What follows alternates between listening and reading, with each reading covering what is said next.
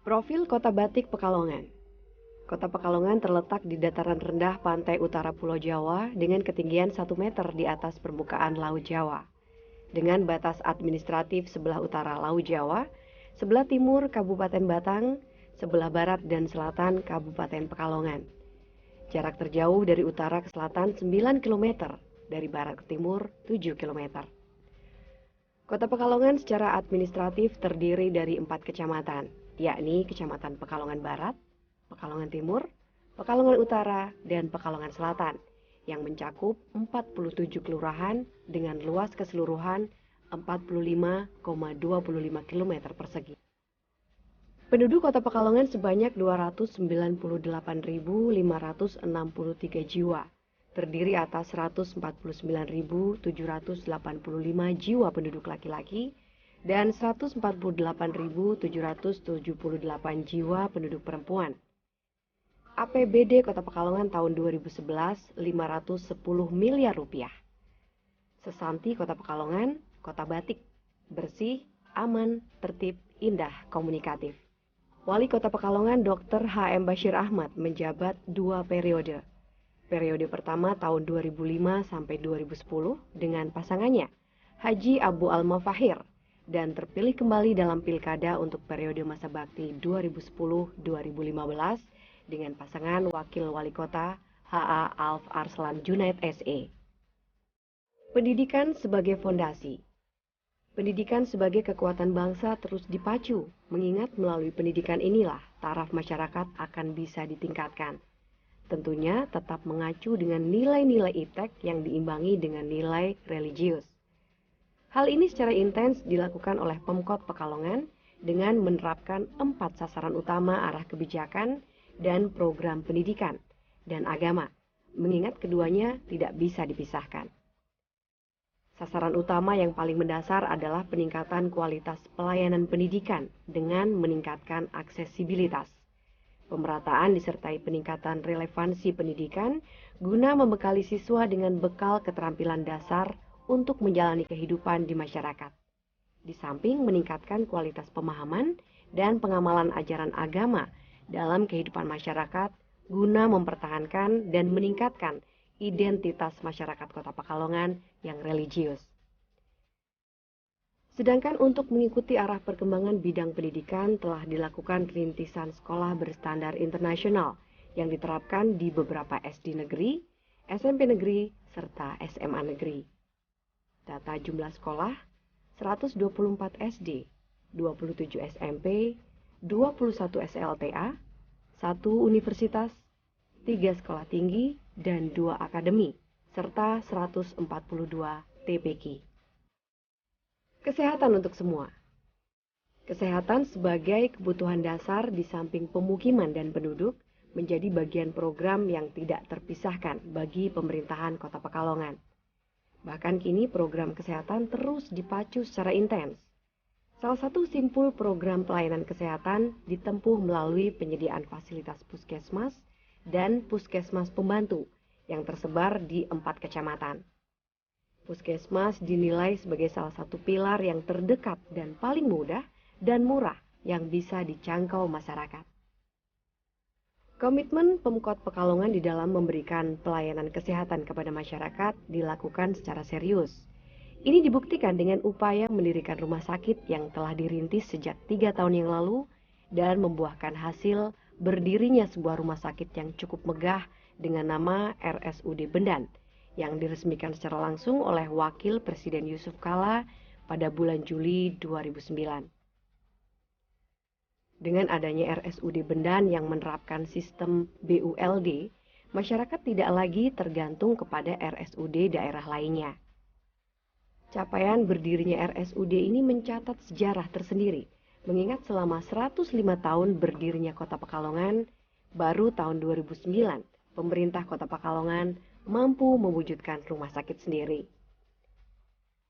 Pelayanan kesehatan tidak hanya ditujukan bagi masyarakat umum saja, namun warga yang berada pada garis kemiskinan atau GAKIN juga memperoleh perhatian yang serius. Ini terbukti masyarakat miskin di luar jam Kesmas ditanggung Pemkot dengan menggunakan dana pendamping APBD 2. Percepatan pembangunan pemukiman untuk warga. Pemerintah Kota Pekalongan di dalam melakukan penanggulangan kemiskinan di wilayahnya melalui cara meningkatkan kualitas rumah tinggal, lingkungan pemukiman, dan ketersediaan infrastruktur air bersih bagi masyarakat miskin. Mengingat pemukiman bagian dari hak dasar hidup masyarakat yang tidak boleh diabaikan. Salah satu upaya intervensi Pemkot antara lain dengan memberikan motivasi, fasilitasi, dan stimulan untuk meningkatkan partisipasi masyarakat guna terwujudnya daya cipta, karya, dan prakarya masyarakat untuk memugah rumah dan menata lingkungan dengan menerapkan filosofi Baiti Janati atau rumahku surgaku dan Sapulidi, mengikat dan melibatkan semua komponen.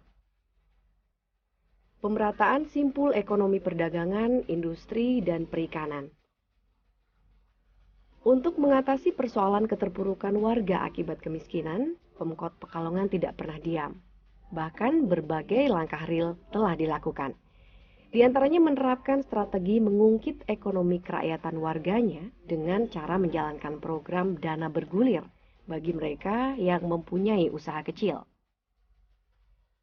Sektor perdagangan lokal di Kota Pekalongan terus dikembangkan melalui berdirinya berbagai pasar swalayan besar, mall Carrefour dan hipermarket, yang dibarengi dengan dibangunnya sektor pasar tradisional modern. Langkah ini membuat masyarakat bisa dengan mudah melakukan transaksi jual beli dengan kebebasan memilih sesuai dengan kebutuhannya. Di sektor perikanan, Kota Pekalongan memiliki pelabuhan pendaratan kapal ikan dan tempat pelelangan ikan terbesar di Indonesia. Setiap harinya ikan yang didaratkan mencapai minimal 2 ton atau setiap tahunnya 23.109.938 kg dengan transaksi ikan yang dilelang per tahun mencapai 146.336.900.000 rupiah dengan jumlah kapal jenis Pursesein 280 kapal. Batik menjadi kekuatan. Batik merupakan sebagai salah satu sumber penghidupan pokok sebagian besar masyarakat Pekalongan yang sudah mengakar turun-temurun antar generasi. Batik Pekalongan berfungsi hanya sebagai unsur dekoratif estetik tanpa makna. Ini tidak terlepas dari kekentalan nafas agamis sebagai ciri budaya daerah pesisir. Dalam perkembangannya, warna batik pesisir Pekalongan ditenggarai sebagai teknik pewarnaan batik yang pertama dalam sejarahnya. Batik pesisiran Pekalongan mempunyai ciri khas tersendiri jika dibandingkan dengan batik-batik lainnya. Bukan hanya karena corak ragam yang variatif, namun juga pewarnaan yang lebih berani dengan menghasilkan warna-warna cerah. Ini semua tidak terlepas dari kultural budaya, serta tingginya kreativitas masyarakat pesisir yang dinamis terbuka, yang mudah menerima pengaruh dari luar. Sehingga motif serumit apapun mampu dibuat oleh para pengrajin batik Pekalongan. Potensi ini sebelumnya sangat kecil memperoleh sentuhan dari pemerintah kota. Namun sejak kepemimpinan Dr. H.M. Bashir Ahmad dan wakilnya, keberadaan batik mulai diangkat.